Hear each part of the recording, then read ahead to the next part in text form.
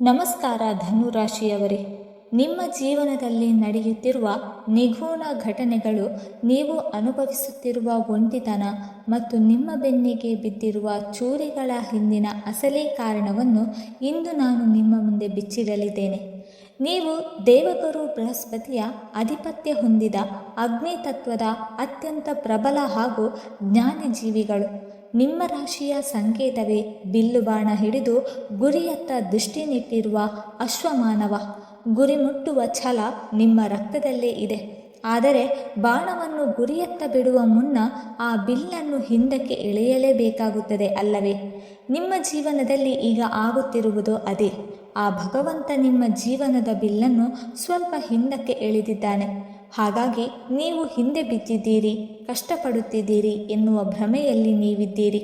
ಆದರೆ ಸತ್ಯ ಬೇರೆಯೇ ಇದೆ. ಈ ವಿಡಿಯೋವನ್ನು ಕೊನೆಯವರೆಗೂ ಅತ್ಯಂತ ಏಕಾಗ್ರತೆಯಿಂದ ಕೇಳಿ. ಇದು ಕೇವಲ ಜ್ಯೋತಿಷ್ಯವಲ್ಲ, ಇದು ನಿಮ್ಮ ಬದುಕಿನ ಕನ್ನಡಿ. ನಿಮ್ಮ ಅತಿ ದೊಡ್ಡ ಶಕ್ತಿ ಮತ್ತು ಅತಿ ದೊಡ್ಡ ದೌರ್ಬಲ್ಯ ಎರಡೂ ಒಂದೇ. ಅದು ನಿಮ್ಮ ನೇರ ನುಡಿ ಮತ್ತು ಪ್ರಾಮಾಣಿಕತೆ.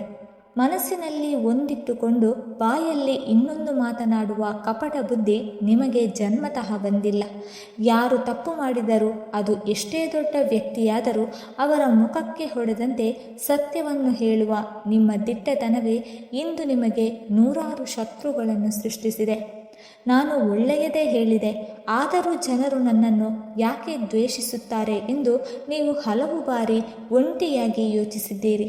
ಸತ್ಯ ಯಾವಾಗಲೂ ಕಹಿಯಾಗಿರುತ್ತದೆ. ಧನುರಾಶಿಯವರೇ, ನಿಮ್ಮ ಆ ಕಟು ಸತ್ಯವನ್ನು ಅರಗಿಸಿಕೊಳ್ಳುವ ಶಕ್ತಿ ಈ ಸ್ವಾರ್ಥಿ ಜಗಕ್ಕಿಲ್ಲ. ಅದಕ್ಕೆ ಅವರು ನಿಮ್ಮನ್ನು ಅಹಂಕಾರಿ, ಕೋಪಿಷ್ಟ ಎಂದು ತಪ್ಪು ತಿಳಿದುಕೊಂಡಿದ್ದಾರೆ. ನೀವು ಯಾರಿಗಾದರೂ ಸಹಾಯ ಮಾಡಲು ಹೋದರೆ ಅದರಲ್ಲಿ ನಿಮ್ಮದೇನು ಸ್ವಾರ್ಥವಿರುವುದಿಲ್ಲ. ಗುರುವಿನ ಗುಣ ನಿಮ್ಮಲ್ಲಿ ಇರುವುದರಿಂದ ಎಲ್ಲರಿಗೂ ಒಳ್ಳೆಯ ಮಾರ್ಗದರ್ಶನ ನೀಡುತ್ತೀರಿ. ಆದರೆ ಅದೇ ಜನರು ನಮ್ಮ ಕೆಲಸ ಆದ ಮೇಲೆ ನಿಮ್ಮನ್ನು ಕಡೆಗಣಿಸುತ್ತಾರೆ.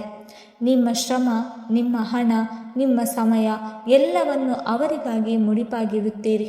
ಆದರೆ ನಿಮಗೆ ಕಷ್ಟ ಬಂದಾಗ ನೀವು ಸಹಾಯ ಮಾಡಿದ ಒಬ್ಬನೇ ಒಬ್ಬ ವ್ಯಕ್ತಿ ನಿಮ್ಮ ಜೊತೆ ನಿಲ್ಲುವುದಿಲ್ಲ. ನಿಮ್ಮ ಎದೆಯಾಳದ ಈ ನೋವು, ನಿಮ್ಮ ಈ ಒಂಟಿತನದ ಕೂಗು ಆ ಭಗವಂತನಿಗೆ ತಲುಪಿದೆ. ಗ್ರಹಗತಿಗಳ ಲೆಕ್ಕಾಚಾರದ ಪ್ರಕಾರ ನಿಮ್ಮ ಜೀವನದಲ್ಲಿ ಒಂದು ದೊಡ್ಡ ಬಿರುಗಾಳಿ ಎದ್ದು ಶಾಂತವಾಗಿದೆ. ಈಗ ನೀವು ಮೌನವಾಗಿದ್ದೀರಿ. ಆದರೆ ನೆನಪಿಡಿ, ಧನುರಾಶಿಯವರ ಮೌನ ಎಂದರೆ ಅದು ಸೋಲಿನ ಸಂಕೇತವಲ್ಲ, ಅದು ಮುಂದಿನ ದೊಡ್ಡ ಬೇಟೆಯ ಸಿದ್ಧತೆ. ನಿಮ್ಮ ತಾಳ್ಮೆಯನ್ನು ಪರೀಕ್ಷಿಸಿದವರು, ನಿಮ್ಮ ಒಳ್ಳೆಯತನವನ್ನು ದುರ್ಬಳಕೆ ಮಾಡಿಕೊಂಡವರ ಬಣ್ಣ ಬಯಲಾಗುವ ಸಮಯ ಹತ್ತಿರ ಬರುತ್ತಿದೆ. ನೀವು ಯಾರಿಗಾಗಿ ಕಣ್ಣೀರು ಹಾಕಿದ್ದೀರೋ ಅದೇ ಜನರು ನಾಳೆ ನಿಮ್ಮ ಯಶಸ್ಸನ್ನು ನೋಡಿ ಕಣ್ಣೀರು ಹಾಕುವಂತಹ ಅದ್ಭುತವಾದ ಗ್ರಹಗತಿಗಳ ಸಂಚಾರ ನಿಮ್ಮ ರಾಶಿಯತ್ತ ಸಾಗುತ್ತಿದೆ. ಮುಂದೆ ಹೋಗುವುದಕ್ಕೂ ಮುನ್ನ ಒಂದು ಚಿಕ್ಕ ಆದರೆ ಮುಖ್ಯವಾದ ಮಾತು. ಈ ವಿಡಿಯೋ ನೋಡ್ತಾ ಇರೋ ಪ್ರತಿಯೊಬ್ಬರು ಮನಸಾರೆ ನಮ್ಮ ಚಾನಲ್ಗೆ ಸಬ್ಸ್ಕ್ರೈಬ್ ಮಾಡಿ ಮತ್ತು ಬೆಲ್ ಐಕಾನ್ ಒತ್ತಿ.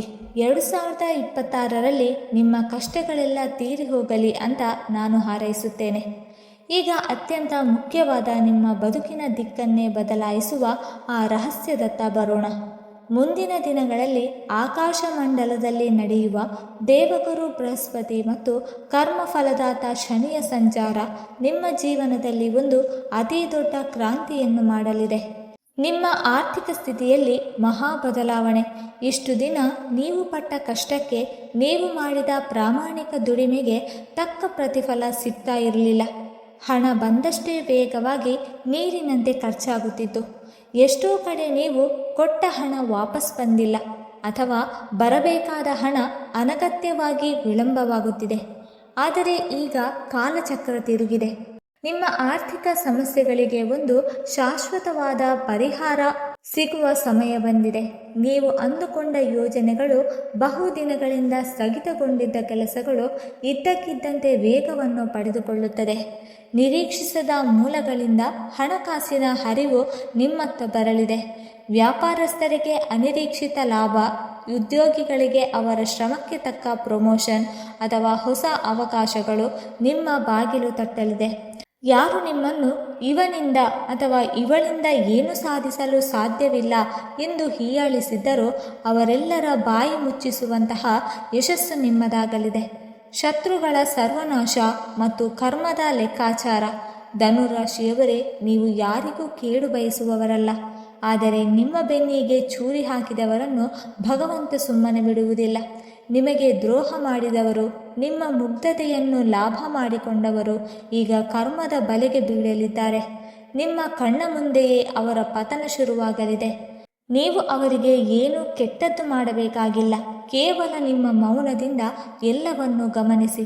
ಕಾಲವೇ ಅವರಿಗೆ ಅತಿ ದೊಡ್ಡ ಶಿಕ್ಷೆಯನ್ನು ನೀಡಲಿದೆ. ಇದು ಪ್ರಕೃತಿಯ ನಿಯಮ. ಇದು ದೈವಿಕ ನ್ಯಾಯ. ಕುಟುಂಬ ಮತ್ತು ಸಂಬಂಧಗಳಲ್ಲಿ ಸ್ಪಷ್ಟತೆ. ನಿಮ್ಮ ಸ್ವಂತ ಕುಟುಂಬವೇ ನಿಮ್ಮನ್ನು ಅರ್ಥ ಮಾಡಿಕೊಳ್ಳುತ್ತಿಲ್ಲ ಎನ್ನುವ ಕೊರಗು ನಿಮ್ಮಲ್ಲಿದೆ. ನಿಮ್ಮ ಪ್ರೀತಿಯನ್ನು, ನಿಮ್ಮ ಕಾಳಜಿಯನ್ನು ಅವರು ಕಡೆಗಣಿಸುತ್ತಿರಬಹುದು. ಆದರೆ ಮುಂದಿನ ದಿನಗಳಲ್ಲಿ ಯಾರು ನಿಮ್ಮ ನಿಜವಾದ ಹಿತೈಷಿಗಳು ಮತ್ತು ಯಾರು ಕೇವಲ ಸ್ವಾರ್ಥಕ್ಕಾಗಿ ನಿಮ್ಮ ಜೊತೆಗಿದ್ದಾರೆ ಎನ್ನುವ ಸ್ಪಷ್ಟ ಚಿತ್ರಣ ನಿಮಗೆ ಸಿಗಲಿದೆ. ನಿಮ್ಮ ಮನಸ್ಸಿನ ಮೇಲಿದ್ದ ಗೊಂದಲದ ಮೂಡೆಗಳು ಚದುರಿ ಹೋಗುತ್ತದೆ. ಅನಗತ್ಯ ಸಂಬಂಧಗಳು ನಿಮ್ಮಿಂದ ದೂರವಾಗುತ್ತದೆ ಮತ್ತು ನಿಜವಾದ ಪ್ರೀತಿ ವಿಶ್ವಾಸ ನಿಮ್ಮ ಬದುಕಿನಲ್ಲಿ ಉಳಿಯಲಿದೆ. ಸ್ನೇಹಿತರೆ, ಈ ಭವ್ಯವಾದ ಯಶಸ್ಸನ್ನು ಬರುವಂತಹ ಈ ಸುವರ್ಣಾವಕಾಶಗಳನ್ನು ನಿಮ್ಮದಾಗಿಸಿಕೊಳ್ಳಲು ನೀವು ನಿಮ್ಮ ದೈನಂದಿನ ಜೀವನದಲ್ಲಿ ಕೆಲವು ಕಠಿಣ ನಿರ್ಧಾರಗಳನ್ನು ತೆಗೆದುಕೊಳ್ಳಲೇಬೇಕು. ನಿಮ್ಮ ಹಳೆಯ ತಪ್ಪುಗಳನ್ನು ತಿದ್ದಿಕೊಳ್ಳದೇ ಇದ್ದರೆ ಭವಿಷ್ಯದಲ್ಲಿ ಮತ್ತೆ ಅದೇ ಕಷ್ಟಗಳನ್ನು ಎದುರಿಸಬೇಕಾಗುತ್ತದೆ. ಅದಕ್ಕಾಗಿ ಧನುರಾಶಿಯವರು ಕಡ್ಡಾಯವಾಗಿ ಪಾಲಿಸಬೇಕಾದ ಮಹಾಬ್ರಹ್ಮಾಸ್ತ್ರಗಳನ್ನು ನಾನು ನಿಮಗೆ ನೀಡುತ್ತಿದ್ದೇನೆ. ಇವುಗಳನ್ನು ಹಿಂದೆ ನಿಮ್ಮ ಜೀವನದಲ್ಲಿ ಅಳವಡಿಸಿಕೊಳ್ಳಿ. 1ನೇ ಬ್ರಹ್ಮಾಸ್ತ್ರ, ನಿಮ್ಮ ಕೋಪ ಮತ್ತು ನೇರ ನುಡಿಯ ಮೇಲೆ ನಿಯಂತ್ರಣವಿರಲಿ. ನಿಮ್ಮ ಕೋಪವೇ ನಿಮ್ಮ ಅತಿ ದೊಡ್ಡ ಶತ್ರು. ನೀವು ಕೋಪದಲ್ಲಿ ಆಡುವ ಮಾತುಗಳು ಸತ್ಯವಾಗಿದ್ದರೂ ಅವು ಇತರರ ಮನಸ್ಸಿಗೆ ಆಳವಾದ ಗಾಯ ಮಾಡುತ್ತದೆ. ಆ ಕ್ಷಣದ ಕೋಪದಿಂದ ನೀವು ಎಷ್ಟು ಅವಕಾಶಗಳನ್ನು, ಎಷ್ಟು ಸಂಬಂಧಗಳನ್ನು ಕಳೆದುಕೊಂಡಿದ್ದೀರಿ. ಇಂದಿನಿಂದ ಕೋಪ ಬಂದಾಗ ಕನಿಷ್ಠ 10 ಸೆಕೆಂಡ್ಗಳ ಕಾಲ ಮೌನವಾಗಿರಲು ಕಲಿಯಿರಿ. ನಿಮ್ಮ ಎದುರಾಳಿ ತಪ್ಪು ಮಾಡುತ್ತಿದ್ದರೆ ಅದನ್ನು ಮುಖಕ್ಕೆ ಹೊಡೆದಂತೆ ಹೇಳುವ ಬದಲು ನಿಮ್ಮ ಮೌನ ಮತ್ತು ನಿಮ್ಮ ಗೆಲುವಿನ ಮೂಲಕ ಅವರಿಗೆ ಉತ್ತರ ನೀಡಿ. 2ನೆಯ ಬ್ರಹ್ಮಾಸ್ತ್ರ, ಉಚಿತ ಸಲಹೆ ನೀಡುವುದನ್ನು ನಿಲ್ಲಿಸಿ.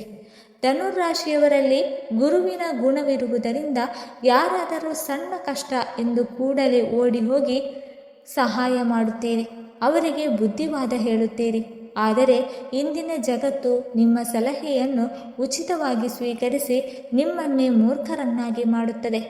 ಯಾರಾದರೂ ನಿಮ್ಮ ಬಳಿ ಬಂದು ಕೇಳುವವರೆಗೂ ನಿಮ್ಮ ಜ್ಞಾನವನ್ನು, ನಿಮ್ಮ ಸಲಹೆಯನ್ನು ಯಾರಿಗೂ ಉಚಿತವಾಗಿ ನೀಡಬೇಡಿ. ನಿಮ್ಮ ಶಕ್ತಿಗೆ, ನಿಮ್ಮ ಸಮಯಕ್ಕೆ ಬೆಲೆ ಕಟ್ಟುವುದನ್ನು ಕಲಿಯಿರಿ. ನಿಮ್ಮ ಯೋಗ್ಯತೆಗೆ ತಕ್ಕಂತೆ ನಿಮ್ಮನ್ನು ನಡೆಸಿಕೊಳ್ಳುವವರ ಜೊತೆಗೆ ಮಾತ್ರ ನೀವು ಒಡನಾಟವಿರಲಿ. 3ನೇ ಬ್ರಹ್ಮಾಸ್ತ್ರ, ನಿಮ್ಮ ಗುಟ್ಟುಗಳು ಮತ್ತು ಭವಿಷ್ಯದ ಯೋಜನೆಗಳನ್ನು ರಹಸ್ಯವಾಗಿಡಿ. ನೀವು ಅತಿಯಾಗಿ ನಂಬುವ ಜನರೇ ನಿಮ್ಮ ರಹಸ್ಯಗಳನ್ನು ಬೇರೆಯವರಿಗೆ ಹೇಳಿ ನಿಮ್ಮನ್ನು ಸಂಕಷ್ಟಕ್ಕೆ ಸಿಲುಕಿಸುತ್ತಾರೆ.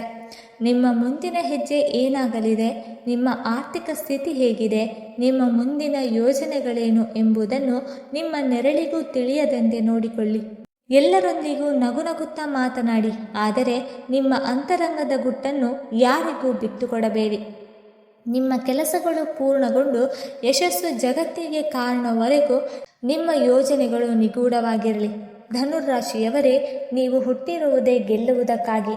ನಿಮ್ಮ ಬದುಕಿನಲ್ಲಿ ಎದುರಾದ ಕಷ್ಟಗಳು ನಿಮ್ಮನ್ನು ನಾಶ ಮಾಡಲು ಬಂದದ್ದಲ್ಲ, ಬದಲಾಗಿ ನಿಮ್ಮೊಳಗಿನ ಆ ಬೆಂಕಿಯನ್ನು, ಆ ಅಗಾಧವಾದ ಶಕ್ತಿಯನ್ನು ಜಾಗೃತಗೊಳಿಸಲು ಬಂದಂತಹ ಪಾಠಗಳು. ಇಷ್ಟು ಹೊತ್ತು ಈ ವಿಡಿಯೋವನ್ನು ನೋಡಿದ್ದೀರಿ ಎಂದರೆ ನಿಮ್ಮೊಳಗಿನ ಆ ಗೆಲ್ಲುವ ಕಿಚ್ಚು ಇನ್ನೂ ಆರಿಲ್ಲ ಎಂದು ಅರ್ಥ. ಈ ಮಾಹಿತಿ ನಿಮಗೆ ಇಷ್ಟವಾಗಿದ್ದರೆ ದಯವಿಟ್ಟು ಲೈಕ್ ಮಾಡಿ, ಶೇರ್ ಮಾಡಿ ಮತ್ತು ಓಂ ಗುರುವೇ ನಮಃ ಎಂದು ಕಮೆಂಟ್ ಮಾಡಿ. ಹಾಗೆ ಮುಂದಿನ ವಿಡಿಯೋಸ್ಗಳಿಗಾಗಿ ನಮ್ಮ ಚಾನಲನ್ನು ಸಬ್ಸ್ಕ್ರೈಬ್ ಮಾಡಿಕೊಳ್ಳಿ. ಧನ್ಯವಾದಗಳು.